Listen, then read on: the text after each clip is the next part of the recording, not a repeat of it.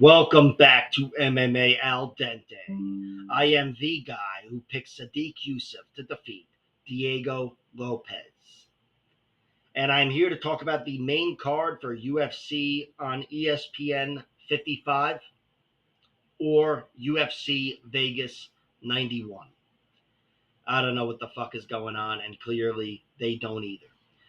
But the main event for this fight night is Mateus Nicolau versus Alex Perez. My prediction for this fight is Mateus Nicolau wins via submission in round two, I guess. I don't know. But my only bet for this fight is under 4.5 rounds at minus 150 because I'm pretty sure, regardless of who wins, this one should end with a finish. I just hope it isn't in the final 2.5 minutes of the 5 round fight because then I'll look like a bigger jerk off than I usually look like. But I do think there's vulnerabilities here for both guys, and I think they're both high level, versatile fighters where they should each be able to exploit the other's weaknesses.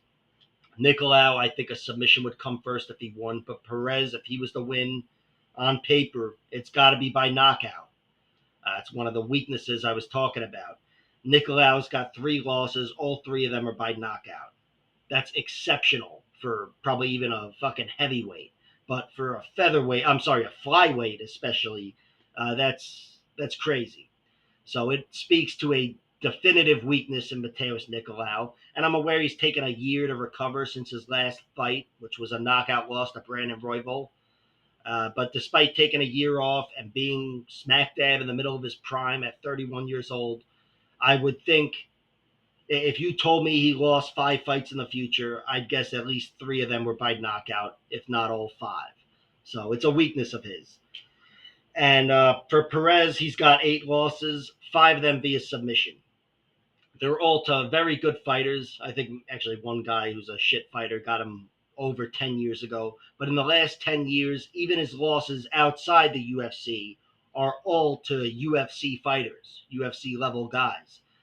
But despite all the context, he's still quite submittable. He's been submitted 5 times in his 8 losses and TKO'd once to Joseph Benavidez, which was on the ground, even though I still don't know if he got hurt on the feet. I rewatched the fight this week. I don't know. But he was caught on the ground and TKO'd. I think if Mateus Nicolau is having his way, and Nicolau is much more of a neutralizing fighter, and he's no stranger to fighting for points at the UFC level, but I still think he's that good where if he's having his way, it's going to produce a finish. Bear in mind, I'm the same asshole that nearly guaranteed that when Muhammad Makayev fought Alex Perez. I thought, Makayev should win, and if he does win, I'm more than sure it's going to be by submission because I'm not fucking stupid. And then he won a decision. And Perez gave Makayev a very good fight.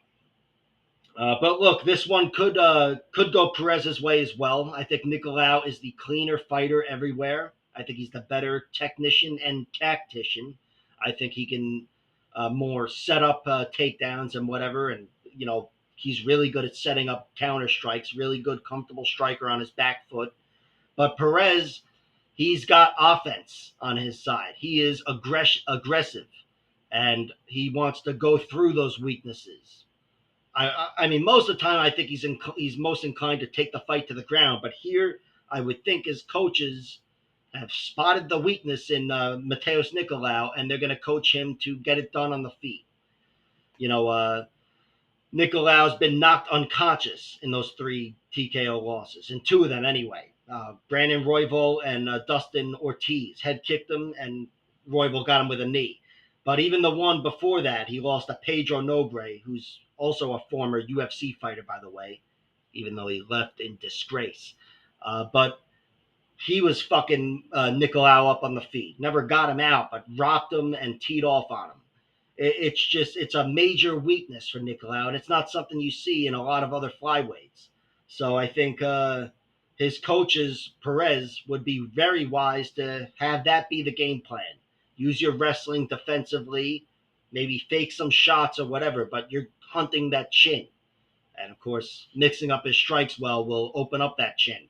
Perez is the guy that TKO'd Jussier Formiga with leg kicks. That's easily his best win, and he got it done with leg kicks in round one. But he's still got knockout power to crack that chin. Perez. He's only got 5 knockouts altogether. One of them is the leg kick TKO there, and the other ones I've seen all but one, and he hurt the guy on the feet, if not killed him. He's definitely got something going on there, and it's always tough to gauge Perez because he fights every 7 years or whatever. But hopefully he's getting back into the swing of things, and I hope he reminds me how good of a fighter he is. Because he was challenging for a title and losing to the best guys in the world before that long layoff, and now he's come back and he had that loss to Makayev, but still, it's not like he lost too much momentum there. And the proof of that is that he's getting a main card fight here. But again, the pick is Nicolau. I think Nicolau would be able to set up takedowns more deliberately, and I think Nicolau will be the much more comfortable striker in dealing with Perez bringing the offense. Nicolau is very comfortable on the back foot, and he's got some really good counterattacks, whether they're striking his way into takedowns or striking his way into strikes. So Nicolau is the pick. I think he is able to wrangle Perez, get on top of him, and exploit that weakness of Perez's submission defense. But the second pick, of course, is Perez going through the weak chin of Nicolau and cracking him and knocking him out. So that's why the bet, again, is minus 150 under 4.5 rounds. I think this one could go a lot of ways, but you give them 5 rounds with all their weaknesses, something's got to give. I expect a finish. In the co-main event, we've got Ryan Spann versus Bogdan Guskov. My prediction is Ryan Spann wins via submission. Guillotine first, rear naked second. He's got a killer guillotine. It's the best move in this matchup. But even if I'm wrong about the sub, I'd still favor Ryan Spann to win. I certainly think he'd win the decision if it went to a decision, and I don't expect it to. But even as far as the knockout goes, I'd favor Spann. Spann, I'm aware he's only got 6 knockout wins in his 20 whatever wins. And I'm also aware he's been knocked out 3 times, as opposed to Bogdan Guskov, who has 13 knockouts in his 15 wins and just 1 knockout loss. But I'm leaning heavily on context here. I think Ryan Spann, despite having been finished 3 times by knockout and also 3 times by submission, he's been beaten by very good fighters at the UFC level and over the course of many years. Bogdan Guskov, he's only got a few losses, but his wins are over nobody impressive. That's the context for his record there. He doesn't have any, his best win is over Zach Pauga. And I think he's also vulnerable, deceptively vulnerable. He's only got 1 knockout loss, and even that's not a great look. This guy, Vyashov Vasilevsky, knocked him out, really knocked him down with a jab, got the ball rolling with a jab. That's what fucked him up, and then he put him away after that. But that wasn't a great look, and of course, against Volkan Oezdemir, it wasn't a strike against his chin, but I thought he was going to get knocked out, and Volkan ended up submitting him. And in this other fight I've seen him, he was rocked against this guy, Constantine or whatever. He was dropped and almost put away in round 1, but he ended up actually winning that winning that fight, with a triangle choke in round 2. That's the anomaly of his record. There's no other triangle chokes. There's only one other fight that he didn't win by knockout, and it's a rear naked choke. But knockout is how Guskov gets it done typically. And despite me having doubts in his health and his overall skill set, I will be playing him to win. I'll be hedging with him winning by knockout and maybe knockout in round 1, because I think that's his primary path to victory, despite the triangle choke victory that I just told you about. But Guskov, yeah, I have doubts in his chin. And of course, even though Volkan Oezdemir is a very good fighter, he still submitted him. I have doubts about his ground game altogether, Bogdan Guskov. I think he's a limited guy, and I think Ryan Spann is more dangerous everywhere, pretty much, and also more comfortable. Bogdan Guskov is more aggressive, though, and he's definitely got above average power. he is a guy that relies on. I mean, he puts his hands down every fight I've seen him in. He's daring you to hit him with his hands down, and I don't think he can take too many risks like that with Ryan Spann because Spann is huge. He's got a big wingspan. If you don't mind the fucking shameless pun there, but Guskov, I think he's got a chance of going through Ryan Spann, forcing the knockout, but I just think Ryan's going to be too good for him everywhere, and he's going to end up clipping Bogdan. Spann, I'll get into his losses. He's been finished 3 times by knockout. Once before he got to the UFC in 20 seconds, so it was a knockout, and the other 2 times with elbows in tight from Johnny Walker a few years ago and Carl Roberson back on the Contender Series. I think that was a Contender Series. Either way, he's been put away, but those are good fighters. At least 2 of them are, and it's over the course of many years. I still think Spann is a healthy fighter, as far as his chin goes. Spann's also been submitted 3 times. Anthony Smith with the rear naked, Nikita Krylov with a triangle choke, and who the hell else? Oh, Robert Drysdale, who, if you don't know him, he was actually in the UFC for a cup of coffee, but he's a very, very good grappler, better than the other guys. So there's no shame in those submission losses, and I don't think submission is on the table for Guskov in this fight. I'd say if anybody's getting tapped, it's going to be Guskov, and it's going to be probably with a guillotine from Ryan Spann. Spann, he's got the more conventional ground game path to victory. I think he could take him down and just work him over with some ground and pound and strangle him. But I also think even if he has him hurt or is defending a takedown or anything else, he's got that opportunistic guillotine, which again is the best weapon in this fight. And I think Spann, that's his primary path to victory, I'd say. That's his best chance, Spann, with a quick opportunistic submission over Guskov. Probably after hurting him, but certainly, in any sort of a wild scramble or any situation where he forces Guskov to shoot, I think he can snatch up that neck. So Spann is the pick. Spann is the play. I played him at minus 200, but even then I'm going to look to bring that down by playing his finish props. But I will be looking to hedge with Guskov winning by knockout and maybe by knockout in round 1 because that is his primary path to victory. Next up, we have Karine Silva versus Ariane Lipski. My prediction for the fight, I'll go with Karine Silva winning with ground and pound in round 2. But despite picking her to win via finish, I'm still not betting on her, even at minus 150 or whatever she's at, just because Lipski's looked so good lately, where she's regained momentum and regained my trust. Enough trust where I'm not betting against her here. But I see the upside with Karine Silva, certainly. She is exceptionally dangerous for any fighter, man or woman, but especially for a woman. She's got 17 wins, 17 finishes, 9 via TKO or knockout, 8 via submission. The TKOs come mostly in the first half of her career, let's say, as of now, and as of late, it's been a lot of submissions, but that's just as impressive. I mean, she's still getting these submissions pretty deep already into her UFC career, submitting Marina Moroz and Ketlin Souza, who's fighting on this card, as well as Poliana Botelho and Kui Hee Yan on the Contender Series, who's a very good fighter herself. And she's gotten it done every which way. I mean, she laced up that leg on Ketlin Souza, got her with a knee bar, I guess you can call that.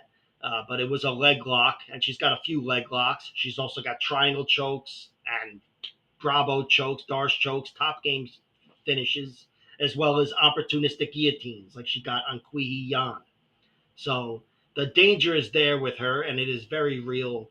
And so far, it's been enough where she hasn't won a decision, which for any female fighter is exceptional for someone with over 20 fights, or 17 wins, I should say, because she did lose one decision to Diani Barbosa, who is now in the UFC. She's going to be making her debut in a few weeks, but that's a very good fighter, and that was the last loss for Karine Silva. She does have 4 losses, one via TKO to this girl Elani Albuquerque, Elaine Albuquerque, let's just say. I wasn't able to see the fight, but I wish I had. Then she lost twice by submission very quickly. Marina Moroz got her with an armbar, and that was after a few minutes. They crashed into each other. Marina was on her back and kept working for the armbar and eventually got it. And she also lost to Marina Maknaknina, who's over in the PFL or whatever right now. And she's a very good fighter. And she got her with a knee bar very quickly, 30 seconds or whatever. But those are the finish losses for her. And since then, she hasn't been finished. She only lost this one fight to Diani Barbosa, and it was a close fight, but she definitely faded a bit. She faded, got it caught in some bad positions, letting her leg get laced up, and she wasn't able to fight out of it. And in the end, fatigue was responsible for her loss, conceding top position to a more active fighter, with more energy. And again, that girl Diani Barbosa is excellent. But still, Karine Silva, it's not like she's fought bums since then. She's gotten some good wins, and she's putting these girls away where not a lot of other fighters do. So she's exceptional, and that's why I'm picking her, because I picked against her the last time, and at some point you just got to concede and say, yeah, she's that good. But picking her is different from betting on her. And Ariane Lipski's looked phenomenal as of late. That big win over Casey O'Neill, submitting her, which was phenomenal. And before that, she got big wins over JJ Aldrich, who I was picking to beat her because I'm fucking stupid. And Melissa Gatto as well, another very good fighter. And Lipski scratched and clawed and looked really good. And she's also a girl who hasn't been submitted. Not saying it can't happen, but it hasn't happened yet. And I think there's a chance she's able to next level Karine Silva. Ariane Lipski's a tough girl to get to on the feet. She's bigger. She's got 2 inches of height or whatever. She's the bigger girl, but she's got a big, strong frame too. She's not the easiest girl to wrangle. I mean, she's easy to out wrestle and whatever, but athletically, she's got more to offer than someone like JJ Aldrich, who, that was the difference maker in their fight, really.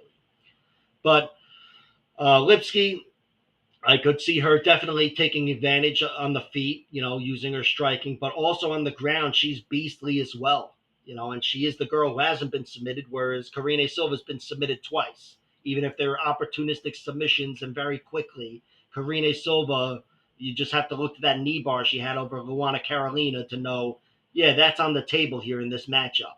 And of course, she reminded everybody of her submission skills with the Casey O'Neill win. Reminded me. So I'm picking Karine de Silva to win. I think Ariane Lipski just looked a little flat. She's been TKO'd 4 times in her 8 losses. One of them was standing to Priscilla Cachoeira, which that could happen here. Karine Silva's definitely got knockdown power, as she showed against Marina Moroz. But that's the only girl to get Ariane Lipski out of there on the feet. Priscilla Cachoeira. She's Vanderlei Silva. The other losses take place on the ground. There's one loss to Diane Firmino that took place before she got to the UFC. I'm thinking it was on the ground, but I haven't seen it. The other two were in round 2 to Anthony Shevchenko and Montana De La Rosa. Both got her out of there with ground and pound in round 2. And I just kind of plugged in their records and every fight I've seen and said, yeah, that's my prediction. Lipski via ground and, Karine Silva via ground and pound round 2. But again, it's the prediction is based on the upside and the bet is based on the downside. I have no bets here.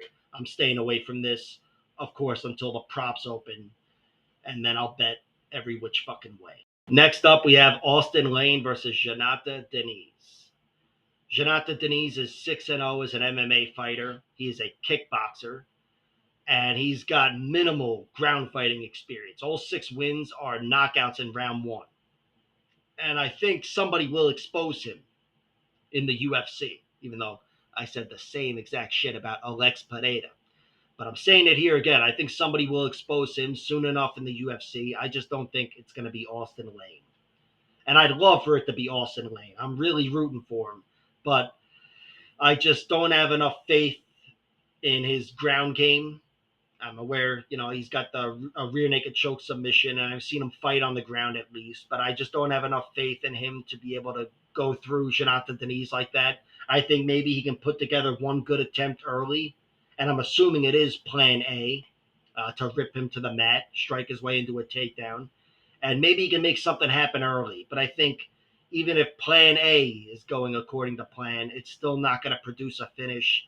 This will end up being a striking bout, and that's one that he's going to lose. Sky Shinata's got a lot more to offer, striking wise, and also health wise, chin wise.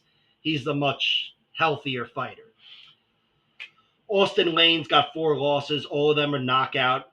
One's a TKO, but whatever. The point is, he's got a bad chin.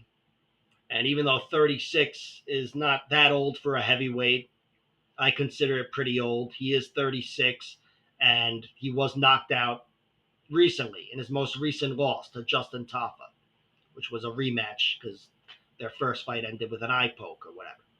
But Austin Lane, yeah, he's got a lot more MMA experience, and I would think he's got more to offer on the ground, but I think he's going to have a small window to make something like that happen. I don't see him being able to rip Jonathan Deniz to the mat repeatedly and go through him down the stretch like Khabib Nurmagomedov. I think it'll be a small window early on, but even that, I don't think it's going to work, and I think he's going to get caught sometime in round 1 and get knocked out. This guy, Jonathan Deniz, is a very good striker. He is healthier, like I said, but also much quicker than Austin Lane, and also throws much sharper strikes. Austin Lane's a big, strong, dangerous athlete, but even against him, the danger is on the side of Deniz. Decide. It's on the side of Deniz, and I think this one gets settled pretty quickly. I've got Deniz winning the round 1 knockout. As for my confidence in him, it's not enough for me to have bet on his money line at minus whatever. And the under is minus 280 for a round and a half. I do think there's value there, but I can't bet on that either. It's just not such an enticing line, and I'm not attaching that to parlays. I'll probably just look to the props, and I don't expect to find great value on the round 1 knockout prop for Jonathan Deniz, but if I was to play anything, it'd be that. And of course, Austin Lane by submission at gigantic long odds and whatever else. Next up, we have David Onama versus Jonathan Pierce. This is going to be an awesome matchup. My prediction is Jonathan Pierce wins this fight. I guess I'll go with him winning by decision. But as is the case with every Pierce fight, I will be throwing sprinkles on him winning via finish in the second half of the fight, because that's the kind of fighter he is. He's a dominant wrestler, but he also has excellent cardio, and most of his finishes come probably in round 2. But I'd say in the second half of the fight, he's a very dangerous guy because of that cardio. But he's been caught cold a bunch of times as well. Pierce, he's been beaten 5 times, finished in 4 of those fights, and only one of them happened in round 2. That was his last loss to Joe Anderson Brito, which that fight went the exact opposite of the way I expected it to. I thought Joe Anderson Brito would have had moments early on, and Pierce would have taken away the danger and maybe put him away down the stretch. Instead, Pierce was all over him, dominating him, taunting him, and Joe Anderson Brito snatched up a ninja choke and got him out of there very deep into the fight, deep into round 2. But the other losses in which he was finished were all in round 1. Submitted twice, as one guy got him with a toe hold and the guy got him with a rear naked choke, I believe, very quickly. And then Joe Lozon, in his UFC debut, handed him his only TKO loss, which he didn't knock him out, by the way. He finished him on the ground, had both hooks in, and was teeing off on him. So it's a grappling loss. And I only make that distinction because I think David Onama has excellent knockout power, as we saw against Gabriel Santos. And knockout it has to be addressed. So Pierce, even though he's got the one TKO loss, his chin has never failed him. And that's part of the reason why I'm picking him to win. David Onama, he's gotten a record of 11-2. His 2 losses are by decision. Mason Jones and Nate Landwehr. Mason Jones was all over him, ripping him to the mat, but Nate Landwehr was a fight that could have ended via finish for either guy, probably like 3 times each. It was just an excellent war, one of the best fights of the year, whatever year that was. and he made it the distance, though. Even though he got his ass kicked and was nearly finished, he showed a lot of heart and he made it the distance. But Jonathan Pierce is a different type of fighter. Jonathan Pierce, again, he's a beast of a wrestler, and he's a guy that's got excellent cardio and has a lot of those late finishes because, unlike Nate Landwehr, if he's in a dominant position, he won't get up and walk away, go, come on. No, he's going to be on top of you, mauling you. And I think David Onama, if he's losing this fight, it could look ugly in the second half here against Jonathan Pierce. If Pierce is all over him, that guy is just, he's a monster. But Gabriel Santos was all over David Onama, all over him, and David Onama knocked him out deep into round two, getting just his best win and an awesome victory for any fighter, really. Just one of the coolest victories of the last, whatever, year. And over a guy in Gabriel Santos who is awesome despite having a shitty UFC record. Guy's an awesome fighter. But Onama, yeah, he's got danger on his side. He knocked out Gabriel Benitez as well. Benitez is also on this card. He got that arm triangle choke over Garrett Armfield in round two, a win that's gotten better with age since then, as Garrett Armfield beat Brad Katona. And also he beat Garrett Armfield by decision as an amateur. But whatever. I'm aware Armfield took that fight, the rematch anyway, on short notice, and Onama was expected to win. But still, it's good to see him win with an arm triangle choke. I think David Onama could make this interesting, certainly, if he's able to keep this fight standing. But I just don't think he's going to be able to. I think Jonathan Pierce is that dominant of a wrestler, and it's not like he's the most explosive guy. That would actually be Joe Anderson Brito, the guy that ninja choked him. But he is he's still a beast, Jonathan Pierce, and he's a big, strong guy, and he only gets bigger and stronger as the fight goes on, whereas everybody else is fading. I mean, Jonathan Pierce just has exceptional cardio. And that's why I'm still not over the fact that he lost in round two in his last fight, in a fight that he was dominating. But I think he's going to get back to his old ways here. I think this fight will be interesting until he gets on top of David Onama. And once he does, he's going to slowly suck the life out of him. And I think the takedowns will only come more easily. And the chance of a finish will only go up. So Pierce by decision is the pick, seeing as Onama's never been finished. But the bet is on Pierce. I bet on Jonathan Pierce, but I'll also be betting on his props once they open because I never miss a chance to bet on the props of somebody with the traits like Jonathan Pierce. And finally, we have Tim the Dirty Bird Means versus Uros Medic, who I'm sure has a nickname as well.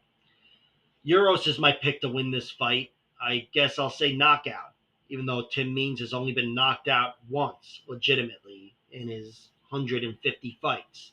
Nico Price knocked him dead a few years ago, but that was it. He has another TKO loss, but it's due to an injury, and it was 20 years ago. But the reason I'm picking Medic to win by knockout is because I think he is that good of a striker.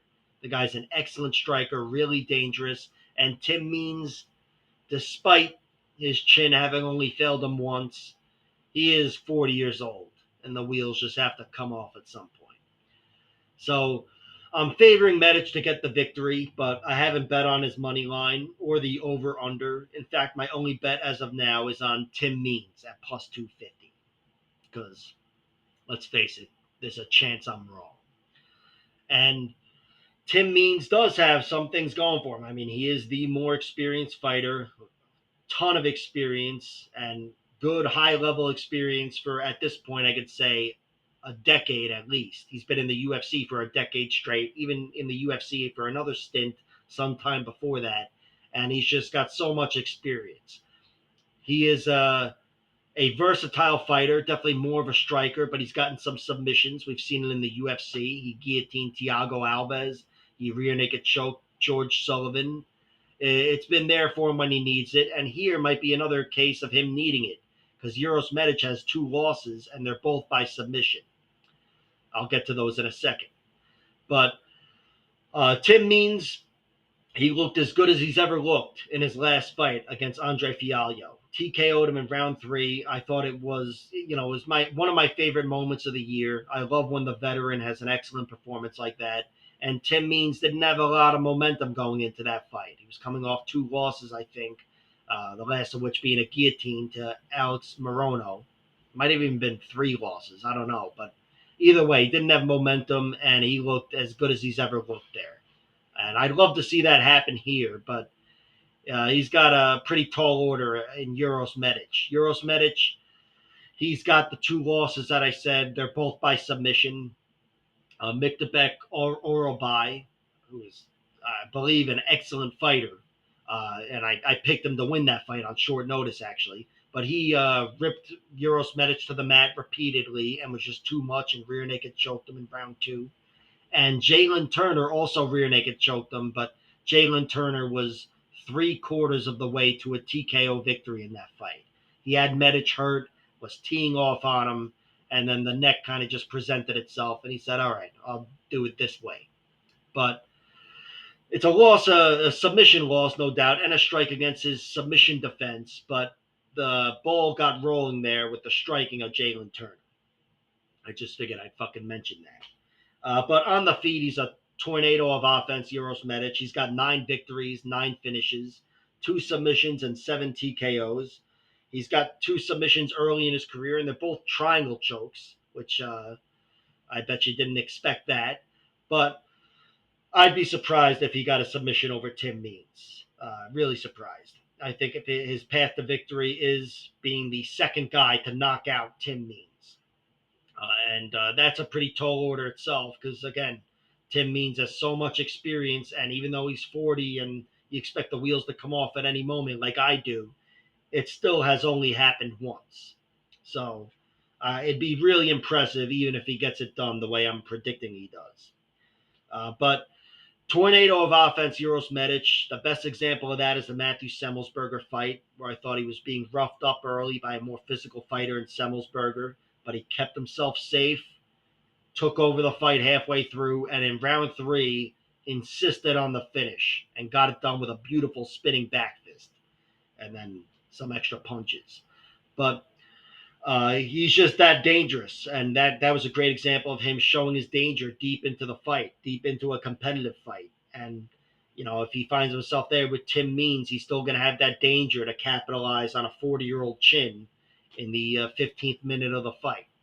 Of course, we also saw him get a TKO in round 2 against Omar Morales. That wasn't as much of a test as the Matthew Semmelsberger fight, but he fought a very clean fight, beat him up from the outside, and got him out of there. We've also seen him steamroll guys as well. Mikey Gonzalez in the Contender Series and his debut against Elon Cruz. He steamrolled him. I just think he's got too much danger, where if a fight's going his way, it's going to end with a TKO or a triangle choke maybe. And that is the basis for my pick. But Tim Means, again, he's a versatile fighter. This guy's got so much experience. And I think if he's able to slow the fight down by ripping Medic to the mat with some timely takedowns. And Means, despite being one of those long, tall guys, he's got good takedowns. They're there for him when he needs them. I think if he's able to slow the fight down, he could really make this interesting. But I think this is not going to be his fight. I think he's fighting a guy that he's not going to be able to relax as much on the feet as he has with other fighters, even at the UFC level. And I think Medic is going to be the guy to remind everybody that 40 years old is too old, and he's going to clip Tim Means. But I will wait to see the props because, Uros Medic's money line is way too big. And I'll probably play some props, but as of now, I'm just staying away from this. And my only real bet is a small bet on Tim Means at plus 250. Like, share, subscribe, all that horse shit, and check out my other videos.